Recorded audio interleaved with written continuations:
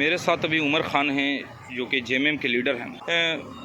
उमर भाई, सबसे पहले ये बताइए कि अभी 2024 में जो ये विधानसभा का चुनाव हो रहा है, जेएमएम को किस जगह पे आप देख रहे हैं, क्या पोजीशन है, क्या जेएमएम सरकार बनाने जा रही है फिर से? देखिए, ये चुनाव जो 2024 हो रहा है, इस पर हम जेएमएम नहीं कह सकते क्योंकि इंडिया महागठबंधन ये चुनाव को लड़ रहा है। तो जीत रहा है? निश्चित तौर पर जीत रहा है। और इंडिया का महागठबंधन का जो ये चुनाव हो रहा है, यानी झारखंड में जो चुनाव हो रहा है, ये दो विचारधारा का चुनाव है। ये पार्टी विशेष कोई चुनाव का नहीं है। एक विचारधारा वो है जो बटेंगे तो कटेंगे के स्लोगन पर काम कर रहा है, और दूसरा विचारधारा जो है वो शिक्षा का, समाज का, सोसाइटी का, विकास का, इस पर चुनाव लड़ रहा है। तो अब ये फैसला करना जनता का काम है कि बटेंगे कटेंगे की तरफ जाना है या फिर विकास के मुद्दे की तरफ जाना है।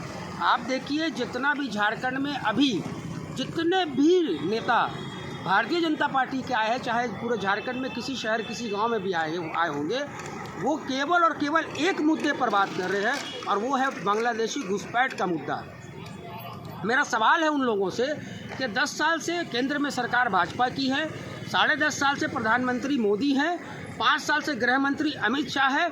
अगर झारखंड में बांग्लादेशियों का घुसपैठ हुआ है तो इसका जिम्मेदार कौन होगा? राज्य सरकार होगी या केंद्र सरकार होगा?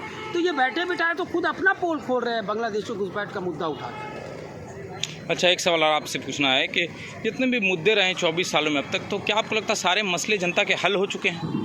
नहीं, ऐसा नहीं है बिल्कुल। 24 साल जो झारखंड अपना सफ़र पूरा किया है, ये 24 सालों में अगर सबसे लंबा कार्यकाल अगर झारखंड में रहा है तो भारतीय जनता पार्टी का रहा है। और कहीं ना कहीं भारतीय जनता पार्टी जो है उसको झारखंड से कोई लेना देना नहीं, झारखंड के लोगों से मतलब नहीं है, झारखंड के विकास से मतलब नहीं है।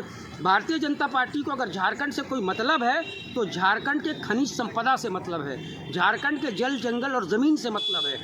आज भी अगर 2024 में अगर चुनाव हो रहा है और भारतीय जनता पार्टी एड़ी चोटी का जोर यानी साम दाम दंड भेद लगाकर अगर झारखंड में भाजपा की सरकार चाहती है तो उसका सिर्फ एक वजह है, वो है जल जंगल ज़मीन को हथियाना, और कोई मुद्दा नहीं है। 2500 रुपया दे रहे हैं हेमंत सोरेन जी माँ बहनों बेटियों को मैया सम्मान योजना में, तो बीजेपी को इतनी लहर क्यों नहीं, बुरा क्यों लग रहा है? क्या बीजेपी की जब 10 सालों से सरकार थी तो बीजेपी ने पैसा क्यों नहीं दिया? जब आज हेमंत सोरेन देने लग रहे हैं तो बीजेपी बोलती है हम इतना देंगे, क्या वजह है?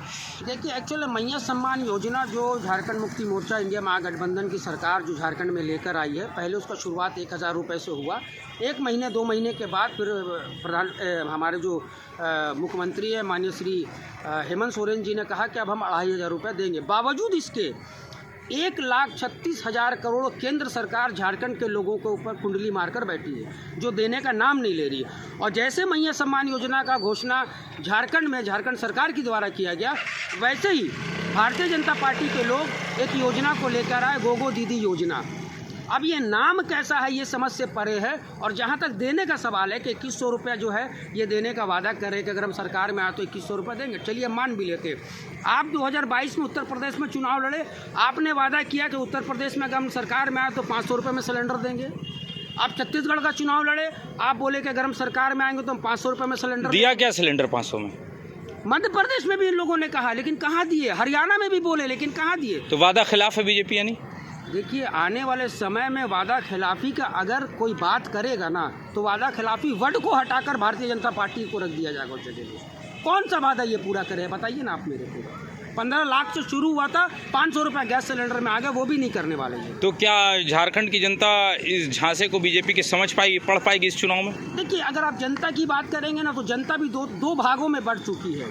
एक वो जनता जिनको हिंदू राष्ट्र चाहिए, भले खाने को मिले ना मिले लेकिन हिंदू राष्ट्र हमको चाहिए, तो वो लोग जो है भारतीय जनता पार्टी का समर्थन करेंगे और आग बंद करके करेंगे। उनको मिले ना मिले उससे कोई फ़र्क नहीं पड़ता। लेकिन जो दूसरे तबके की जनता है, जो दूसरे तरफ की जनता है, उनको अपने बच्चों का भविष्य से मतलब है, उनको बच्चों की शिक्षा से मतलब है, अपना रोजगार से मतलब है, महंगाई से मतलब है। वो इसलिए जो है इंडिया गठबंधन के जो लोग हैं उनको वो वोट देने का काम करेंगे और उनको वो जिताने का काम करेंगे। कितना चांसेस लग रहा है इंडिया महागठबंधन का फिर से सरकार में लौटने का 2024 विधानसभा झारखंड? अगर हमसे आप पूछेंगे व्यक्तिगत अगर, तो हम 80-20 का रेशियो में आपसे बात करेंगे कि 80% वापस हेमंत सरकार झारखंड के अंदर आ रहा है और 20% जो है वो इसलिए हम रखे हैं क्योंकि EVM भी किसी चीज़ का नाम है। तो क्या आपको बीजेपी हर मुद्दे हर मोर्चे पर फेल होती हुई नज़र आ रही है? ऑब्वियसली आप बताइए कौन सा वादा जो भारतीय जनता पार्टी करी थी। हाँ, भारतीय जनता पार्टी कौन सा वादा पूरा करती जिसमें कहीं ना कहीं मुसलमान प्रताड़ित होंगे, वो चीज़ को वो ज़रूर पूरा करेगी। लेकिन जो आम इंसान, आम जनता, जो भारत के लोगों का अगर कहीं पर कोई बात होगा, उसको भारतीय जनता पार्टी कभी पूरा करने का काम नहीं करती। आप उठाकर देखिए 3 तलाक का मसला, क्या मतलब है भारतीय जनता पार्टी को 3 तलाक से? आप मुस्लिम बहनों को इंसाफ दिलाने आए हैं, इंसाफ देंगे। बिल्किस बानो कौन थी जिनके बलात्कारियों को आप वक्त से पहले रिहा कर दिए? तो माला भी पहनाई, माला भी पहनाया गया। और सबसे बड़ी बात है कि जिनको जो गुजरात की सरकार जिन बलात्कारियों को रिहा करी, उनको वेलकम करने का काम महिलाएं खुद कर रही थी। लेकिन सुप्रीम कोर्ट ने तो उनको फिर से जेल में भेज दिया। ऑब्वियसली कहीं कहीं देखिए, आज के डेट में अगर देखा जाए ना, तो भारत के लोगों को एक आखिरी उम्मीद अगर आप देखेंगे तो माननीय उच्च न्यायालय सुप्रीम कोर्ट है। अभी भी जो फैसला आया मुस्लिम यूनिवर्सिटी को लेकर, इतना लंबा लड़ाई लड़ने के बाद चंद्रचूड़ साहब जाते जाते एक ऐसा फैसला दे गए। बाकी उनका फैसला जो भी रहा उससे कोई गिला शिकवा नहीं, लेकिन ये एक फैसले से ना उनको पूरे इतिहास में याद किया जाएगा कि चंद्रचूड़ साहब मुस्लिम यूनिवर्सिटी को बचा के चले। लेकिन उन्होंने तो माफ़ी भी मांग की कि अगर मेरी तरफ से किसी को तकलीफ हुई होगी तो हम क्षमा चाहते हैं।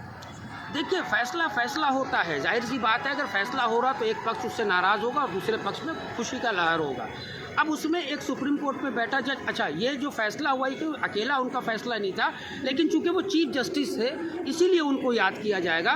फैसला जो था वो 7 जजों का बेंच था, उसमें 3 और 4 के रेशियो पर वो फैसला आया। 4 लोग इस पक्ष में थे कि मुस्लिम यूनिवर्सिटी जो है वो अल्पसंख्यक के दर्जे में रहेगा, और 3 जज जो थे उनका फैसला था कि नहीं, ये अल्पसंख्यक दर्जे में नहीं रहना चाहिए। लेकिन इतिहास जो है वो डी.वाई. चंद्रचूड़ साहब को हमेशा याद है। तो अच्छा, जिस चीफ जस्टिस ऑफ इंडिया उनको मानेंगे बेस्ट अब तक का? ऑब्वियसली माना जाएगा, क्योंकि वो बहुत फैसला ऐसा करे। खासकर एक फैसला उनका ऐसा था जो इतिहास में हमेशा याद किया जाएगा, वो था इलेक्टोरल बॉन्ड का फैसला। अगर उनकी जगह कोई और होता तो शायद वो हिम्मत नहीं दिखा पाता इतना बड़ा मुद्दे को जनता के बीच में लाकर खड़ा करना, रखना और उस पर फैसला भी देना। उसके बाद ही आरबीआई के जो चीफ है वो एक्सपोज हुई है, कहीं ना कहीं आरबीआई एक्सपोज हुआ है, कहीं ना कहीं सरकार एक्सपोज हुआ है। इलेक्टोरल बॉन्ड तो खुला, वो बोल के क्या कि वो खुला ये लूट था, ये खुला करप्शन था, बिल्कुल। धन्यवाद।